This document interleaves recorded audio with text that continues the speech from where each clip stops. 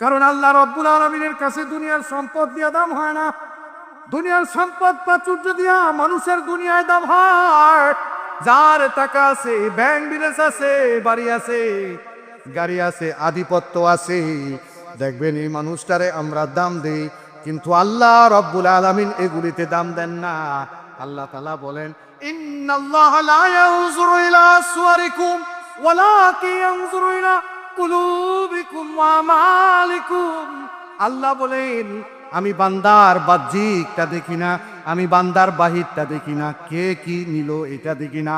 আমার কাছে সাদার দাম নেই, আমার কাছে কালোর দাম নাই, আমার কাছে ডিগ্রির কোনো দাম নাই, আমার কাছে আমি এটা দেখি না কে কত বড় ওয়ালা, ডিগ্রিওয়ালা কে কত বড় ক্ষমতাওয়ালা, এটা আমি দেখি না। আমি দেখি বান্দার কলব, বান্দার কলিজা। চিল্লায় বলেন না আল্লাহু আকবার। কি দেখেন? আল্লাহ কলিজা দেখেন না। বেলাল হাফসি কোন নাম নাই, ডাইকা আইনা রসুল কয় সাইয়্যিদুনা বেলাল, কন্যা আল্লাহু আকবার। কি বলছেন? সাইয়্যিদুনা বেলাল।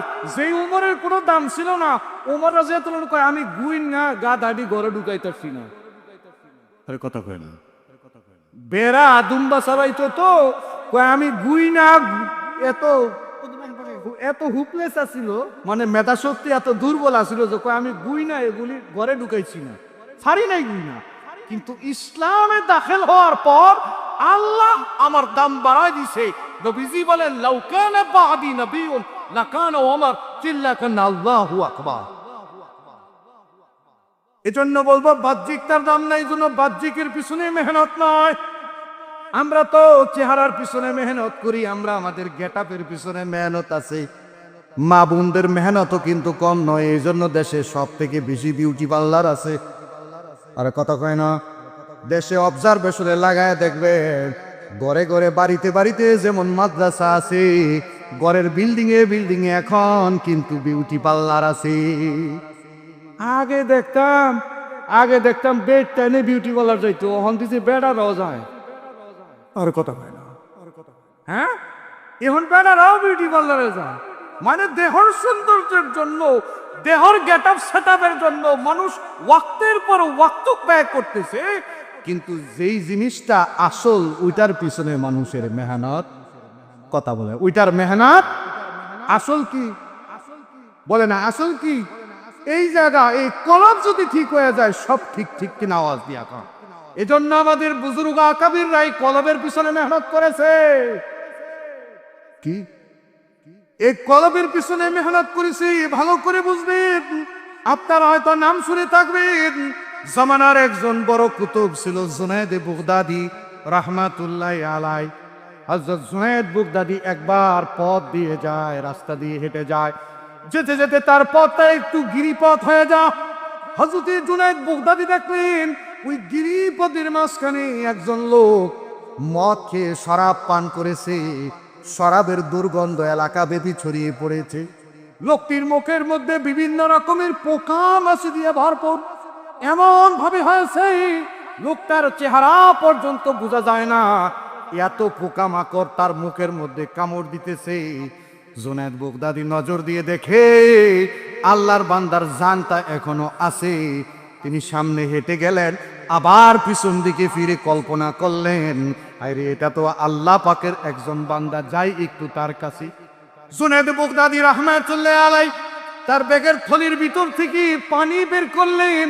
পানিটুকুন বের করে এবার সেই মদখোর পাষণ্ড লোকটি, যে আল্লাহ পাকের বিধানের তোয়াক্কা করে নাই, মুখটাকে ভালো করে মুছে দিলেন। মুছে দেওয়ার পর মুখের মধ্যে যখন পানির ছিটা পড়েছে, পানি পড়েছে, এবার মদখোরের জ্ঞান ফিরে পেয়েছে, সেন্স ফিরে পেয়েছে। এবার মদখোরটা তাকায় দেখে এটা আর কেউ নয়, জমানার বড় ইমাম, জমানার বড় কুতুব জুনায়েদ বুগদাদি। কন্যা আল্লাহু আকবার। জুনায়েদ বুগদাদি মুখটাকে সাফ করে দিয়ে সামনের দিকে হেঁটে যায়, পিছন দিক দিয়ে টেনে ধরছে। বলেন না আল্লাহু আকবার।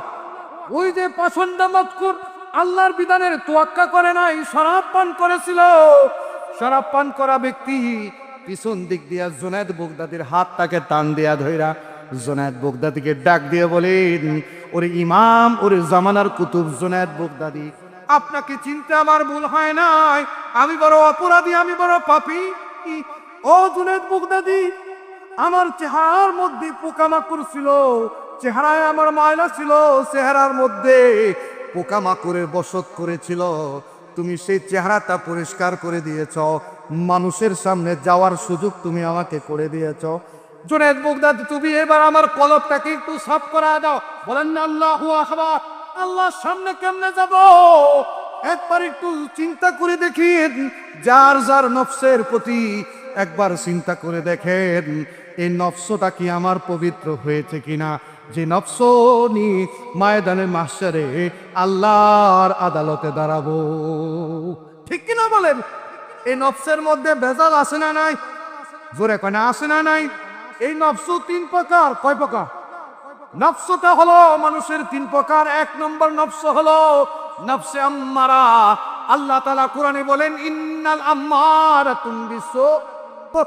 নফসে আম্মারা মানুষকে সর্বদা কন্টিনিউ গুনার দিকে নিয়ে যায়। তার কাছে নেক ভালো লাগে না, তার কাছে গুনাহ ভালো লাগে। সে গুনার মজা বুঝেছে, নেকের মজা বুঝে নাই। এই যে বলেন তো দেখি, গুনার মজা আছে না? না, কথাই কয় না, জোর আছে না? আরে জোরে কয় না, আছে না? শরাব খাওয়ার মজা নাই? তো বলে না, শরাব খাওয়ার মজা নাই? শরাব খাওয়ার মজা আছে, তাস খেলার মজা আছে, ক্রামবুট খেলার মজা আছে, দাবা খেলার মজা আছে, লুডো খেলার মজা আছে। এই যে দেখুন, আর রাতের পর রাত যুবকরা, ওহ দোস্ত ভালো করে শোনো, রাতের পর রাত তুমি ফেসবুকের মজা, কথা কেন, মজা আছে না? মজা আছে, ফেসবুকের মজা পাইছে, ইউটিউবের মজা পাইছে, রাতের পর রাত সে কাটায় দেয়। কিন্তু জমিনে আল্লাহ তাআলা এমনও ইবাদত দিবেন, এমনও কিছু আবেদ আছে যারা আল্লাহর ইবাদতের মজা পাইছে, কথা কেন। আজ যতই রাত হোক, রাতের গভীরে ঠান্ডা পানিতে উজু করে দেখবা, ইবাদতের মজা লেগে যায়। নাজার তো আইনাইয়া, আমি আমার চোখে দেখেছি, হাটহাজারী মাদ্রাসার বড় মুফতি সাহেব, মুফতি আজম রহমাতুল্লাহ আলাই, হুইল চেয়ারে করে এ বান্দারে ক্লাসে নিতাম। হুইল চেয়ার এরকম 4 জন 5 জনের ধৈরা তারিখ ক্লাসে নিয়ে যাইতাম। বুখারি পড়াইতো, হাদিসের কিতাব পড়াতো আল্লাহর বান্দা। এরকম হুইল চেয়ারে ধরে ক্লাসে নিতাম। কিন্তু রাত যখন গভীর হয়ে যাইতো, নিজেরা দেখতাম রাত্রে, গভীর রাত্রে একাই মাজাটা সোজা করতে পারে না, ঠান্ডা পানিতে উজু করে আল্লাহর কুদরতি কদমে সেজদায় পড়ে যেত।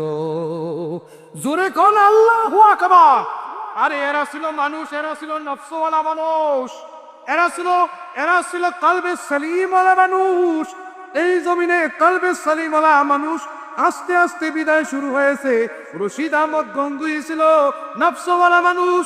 রশিদ আহমদ গঙ্গুই, হুসাইন আহমদ মাদানী, আশরাফ আলী থানভী রহমাতুল্লাহ আলাইহি, আল্লামা আহমদ শফি, জুনায়েদ বাবু নগরী, নূর হোসেন কাসিমি, এগুলি সব ছিল নফসওয়ালা মানুষ। ঠিক কিনা বলো?